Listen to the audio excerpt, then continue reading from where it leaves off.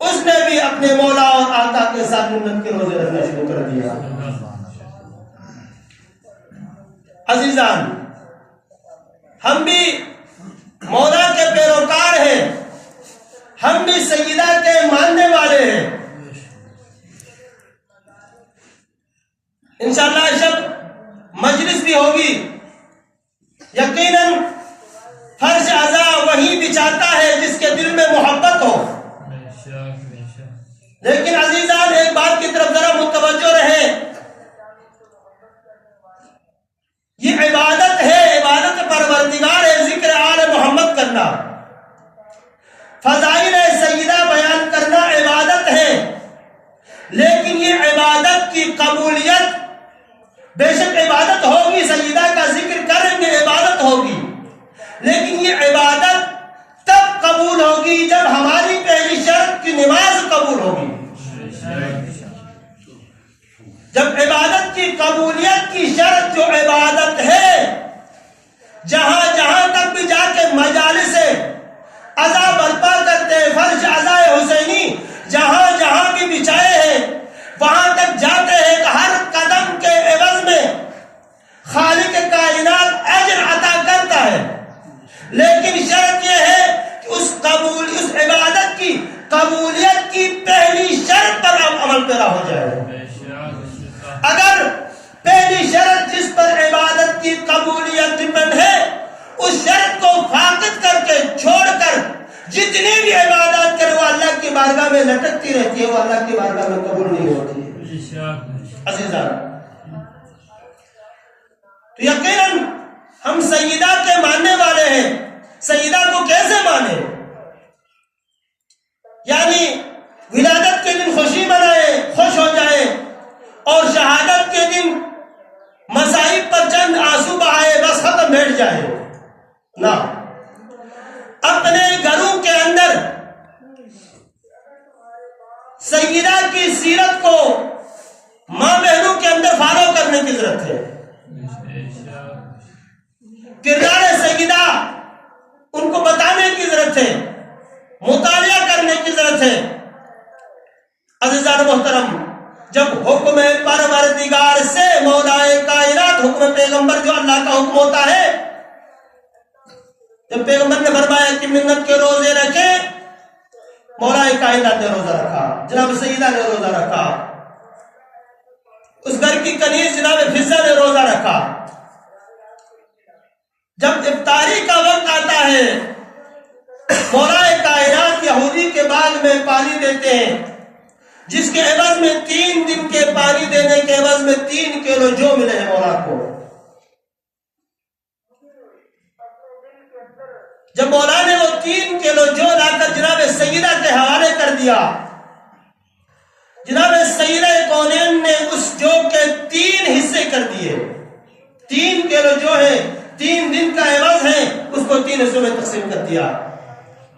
ایک حصے کو چکی میں پیس کر آٹا تیار کیا، اور افطاری کا وقت ہے، افطاری کے لیے روٹی پکائی۔ جب دسترخوان بچھایا جاتا ہے تو دروازے پر دستک دی جاتی ہے، پوچھا کون ہے؟ جواب آتا ہے میں ایک مسکین ہوں، مجھے کھانا کھلا دیجئے۔ جو اللہ کی رضا کے لیے دیتے وہ اپنی بھوک کو برداشت کرتے ہیں۔ مولا کائنات پورے دن یہودی کے باغ میں پانی دے رہا ہے، اور وہ روزے کی حالت میں ہے۔ جناب سیدہ پورے گھر کا کام کر رہی ہے، روزے کی حالت میں ہے، رات عبادت پروردگار میں بسر ہوتی ہے۔ جب افطاری کا وقت آتا ہے تو مسکین سوال کرتا ہے، تو مولا کائنات سیدہ کونین اور اس گھر کی کنیز فضہ اپنی اپنی روٹی صاحب کو دے دیتی اور پانی سے افطار کر لیتی ہے، اور اگلے دن پھر روزہ رکھنا ہے۔ پانی سے افطار ہوتا ہے، اگلے دن پھر روزہ رکھا جاتا ہے۔ جب افطاری کا وقت آتا ہے، دسترخوان بچھایا جاتا ہے، تو پھر دروازے پر دستک آ جاتی ہے، سوال کیا کہ کون ہو؟ جواب آتا ہے میں ایک یتیم ہوں، مجھے کھانے کو تھوڑا کچھ دے دیجئے۔ مولا کائنات اپنی روٹی اٹھا کر یتیم کو دیتے ہیں، سیدہ فاطمہ الزہرا اپنی روٹی اٹھا کر دے دیتی ہے، گھر کی کنیز فضہ اپنی روٹی اٹھا کر دیتی ہے، اور پھر دوسرے دن بھی پانی سے افطار کر دیتے ہیں۔ تیسرا روزہ ہوتا ہے عزیزان محترم، ہم ان عظیم ہستیوں کے ماننے والے اور پیروکار ہیں۔ جب تیسرا دن روزہ رکھتے ہیں، جب شام کا وقت قریب آتا ہے، افطاری کا ٹائم ہوتا ہے، دسترخوان بچھایا جاتا ہے، پھر دروازے پر سائل دستک دیتا ہے، کون ہے؟ ان سے آواز دیتا ہے کہ میں ایک اسیر ہوں۔ یہ کوئی واقعہ نہیں بیان کر رہا، میں قرآن کی آیت بیان کر رہا ہوں۔ عزیزان محترم، اگر حقیقی معنوں میں ہم قرآن کے ماننے والے ہیں، پیروکار ہیں، تو قرآن کی آیت کو غور سے سننے سمجھیں، پھر مقام سیدہ اور مقام آل محمد کو جانیے۔ جب سوال ہوتا ہے، اسیر سوال کرتا ہے، پھر اپنی اپنی روٹیاں لے جاتے ہیں، پانی سے افطار کر لیتے ہیں۔ جب چوتھے دن صبح ہوتی ہے، مولا کائنات علی ابن ابی طالب علیہ السلام حسنین شریفین ابھی بستر سے اٹھے ہیں، ہاتھ پکڑ کر پیغمبر کی خدمت میں حاضر ہو جاتے ہیں۔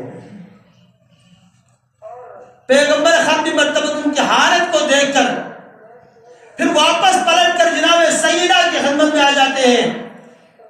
مولا کائنات اور حسنین کو لے کر پیغمبر ختم مرتبہ جب جناب سیدہ کے گھر تشریف لاتے ہیں، تو جناب سیدہ فاطمہ الزہرا سلام اللہ علیہا محراب عبادت میں اپنے رب سے راز و نیاز میں مشغول اور مصروف ہیں، لیکن 3 دن کی بھوک، جسم کمزور، حالت نازک ہے۔ جب سیدہ کی حالت پیغمبر نے دیکھا پریشان ہو گئے۔ اتنے میں خالق کائنات کی طرف سے جبرائیل امین کو بھیج دیا، پورے سورہ حل عطا جبرائیل امین پیغمبر کی خدمت میں حاضر ہوئے۔ یا رسول اللہ، تیرے اہل بیت کی شان و مقام و مرتبہ دے کر خالق کائنات نے سیدہ کی شان میں سورہ حل عطا نازل کر دیا۔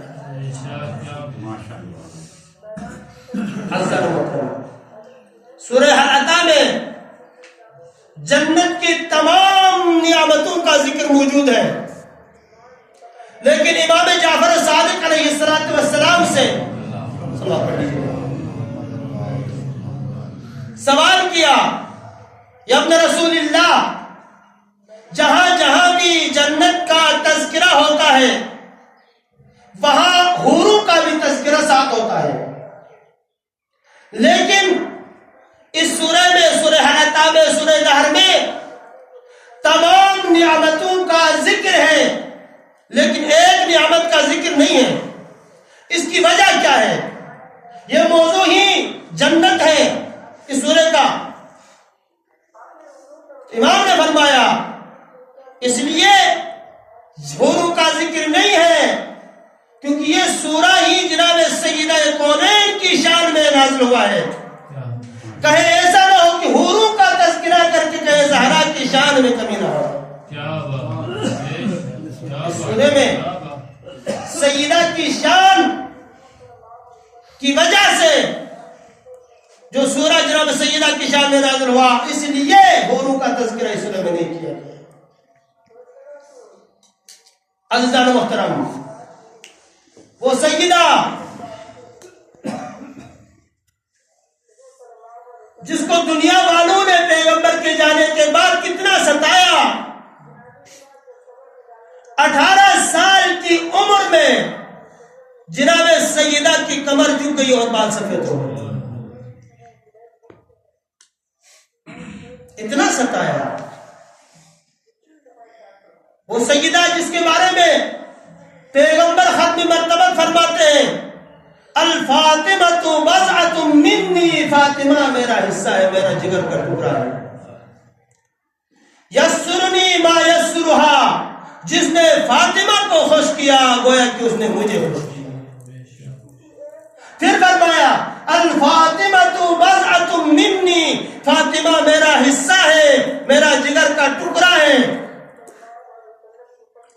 فمن ابغضنی ابغضھا، جس نے فاطمہ کو ناراض کیا اس نے رسول اللہ کو ناراض کیا. عزیزاں، فاطمہ کو خوش کرنا کائنات کے رسول کو خوش کرنا ہے. فاطمہ کو ناراض کرنا کائنات کے پیغمبر ختم مرتبت کو ناراض کرنا ہے. پھر پیغمبر آگے فرماتے ہیں فاطمہ الزہراء خلقت حوریہ من صورت انسیہ. اے دنیا کے لوگوں، فاطمہ ایک عام انسان نہیں ہے، فاطمہ ایک حور ہے جو انسانوں کی شکل میں پیدا کی گئی ہے. اسی لیے تو پیغمبر ختم مرتبہ بضعہ ہونے کے ثبوت دیتے ہوئے جب سفر پہ جاتے تھے پیغمبر سب سے آخر میں جناب سیدہ سے ملاقات کر کے جاتے تھے. سفر سے واپسی پہ آتے تھے پیغمبر ختم مرتبہ سب سے پہلے جناب سیدہ سے ملاقات کرتے تھے. جب جناب سیدہ پیغمبر کے گھر تشریف لاتی تو پیغمبر اپنی جگہ سے اٹھتے، سیدہ کا بوسہ دیتے ہاتھ پر، پھر سیدہ کو اپنی جگہ پر بٹھا لیتے. عزیزاں، وہ فاطمہ، وہ سیدہ فاطمہ الزہراء بہجت قلبی. پیغمبر فرماتے ہیں کہ فاطمہ میرے دل کا سکون ہے، میرے دل کا آرام اور چین ہے. وابناہا ثمرۃ فؤادی، اور اس کے دونوں بیٹے میرے دل کے پیارے ہیں.